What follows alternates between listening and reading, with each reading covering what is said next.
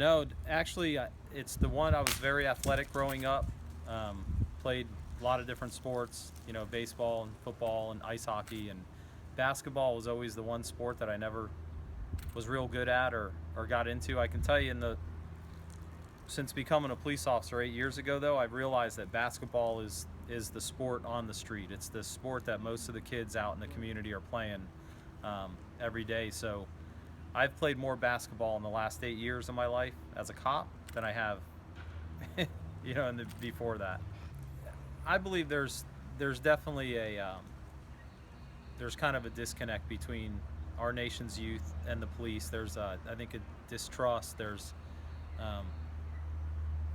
a tarnished relationship there, and I think it's because of social media, because of the news, because of there's a not so pretty side of police work that gets highlighted on the news whenever we have to use force or whenever we have to put hands on somebody as a necessity of the job.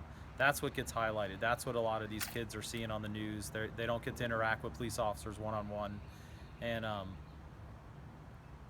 we need to change that.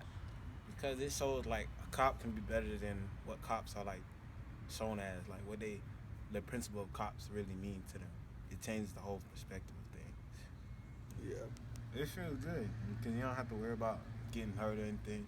Because like on regular basketball courts, you can people can just drive by and shoot something, stuff like that.